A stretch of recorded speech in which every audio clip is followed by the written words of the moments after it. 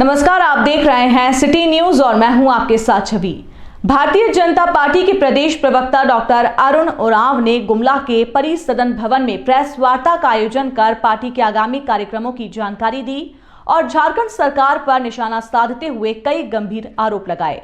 ये पूछे जाने पर कि भाजपा केंद्रीय एजेंसियों का दुरुपयोग कर रही है, उन्होंने इसके विपरीत सारा ठीकरा झारखंड की सरकार पर फोड़ते हुए कहा कि झारखंड की सरकार भ्रष्टाचार के आकंठ में डूबी हुई है।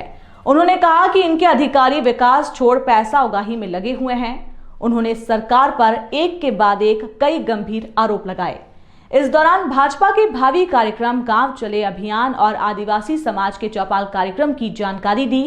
इस मौके पर भाजपा के कई पदाधिकारी और कार्यकर्ता मौजूद थे। जान रहे हैं कि दो बड़े अभियान राज्य में चल रहे हैं। एक तो गांव चलो अभियान है, दूसरा एसटी मोर्चा को गांव चौपाल अभियान चलाने का निर्देश दिया गया है। अमूमन एक ही है, लेकिन एसटी मोर्चा का जो गांव चौपाल अभियान है उसमें जो आदिवासी बहुल गांव है वहां एसटी मोर्चा के सभी पदाधिकारियों को जाके जो आदिवासी प्रतिनिधि हैं वहां के, चाहे मुखिया हो या ट्रेडिशनल मुखिया, पहान, पुजार जो ट्रेडिशनली रिप्रेजेंट करते रहे हैं, उन लोगों से मिलना है।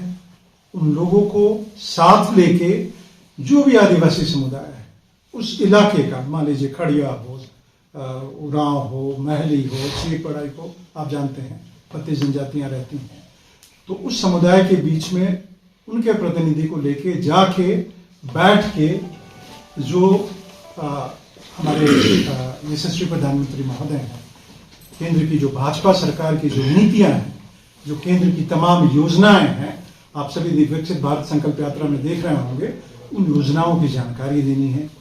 उसका लाभ वो कैसे लें, उसके बारे में न सिर्फ जानकारी बल्कि मदद, पार्टी का हर कार्यकर्ता मदद करे, और जो उस गांव का हो या उस गांव का नहीं तो अगल बगल का हो, वैसे जरूरतमंद लोगों को ब्लॉक तक लाए, उन सभी विभाग तक ले जाके उन योजनाओं का लाभ देने में मदद करे।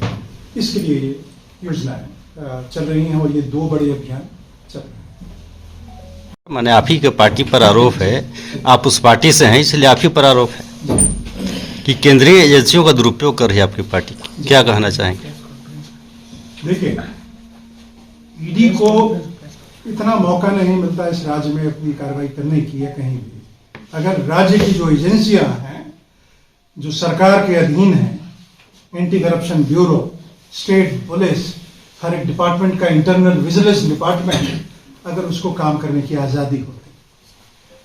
ट्रांसफर पोस्टिंग के उद्योग के बारे में आपको बताया, ऐसे अधिकारियों को जिले में पोस्ट किया गया है जिनकी जिम्मेवारी कानून व्यवस्था, विकास से जुड़ा नहीं है, बल्कि वो बड़े पैमाने पे पैसे की उगाही करें और मुख्यमंत्री कार्यालय से जुड़े जो सलाहकार और जो लोग हैं, जो मुख्यमंत्री महोदय को लगातार सलाह दे रहे हैं, उन तक वो पैसे पहुंचे।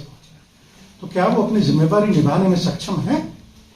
1400 करोड़ का घोटाला साहिबगंज में हो जाता है पत्थर माफिया का। साहिबगंज के, बरहेट के पहाड़िया आदिवासियों के निवास स्थल पहाड़ों को समतल कर दिया जाता है, रेलवे का इस्तेमाल करके बांग्लादेश पत्थर पहुंचा दिया जाता है। मुख्यमंत्री महोदय के विधायक प्रतिनिधि शामिल होते हैं, वो संभवतः अभी भी विधायक प्रतिनिधि हैं, उनको हटाया नहीं है। उस जिले के डिप्टी कमिश्नर को बुलाया जाता है ईडी के द्वारा और वो 10 तरह के बहाना बनाते हैं, जो हेमंत सोरेन जी बहाना बनाते हैं पेश होने के लिए। उस जिले के डीएसपी को बुलाया जाता है, वो भी 10 तरह के बहाने बनाता है। राज्य सरकार नियम ऐसा बना देती है अपने राज्य में कि राज्य का कोई भी पदाधिकारी बगैर कैबिनेट सेक्रेटेरिएट के, सचिवालय के परमिशन के किसी भी एजेंसी के पास जा नहीं सकता है। ये सब क्या है सर? आप एक तो धड़ल्ले से करप्शन कर रहे हैं, पूरा सरकार और सरकार की जो महकमा, उनके ज्यादातर बड़े अधिकारी आकंठ डूबे हैं। आप एनकरेज कर रहे हैं उनको करप्शन करने का।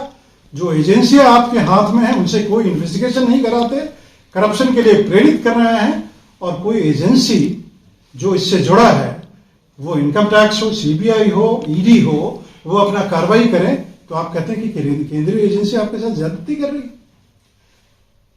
आप भागे भागे क्यों फिरते थे? जस्ट समन करने की क्या जरूरत थी मुख्यमंत्री को? इतने पाक साफ अगर रहते वो तो उनको पहले समन की तरह वो दूसरे समन तीसरे समन पे जाके निर्मोह को अपनी बात को रखते। किस बात का डर था? वो डर अब इस चार्ट के माध्यम से हम लोग को जानकारी हो गई। सर ये गुमला जिला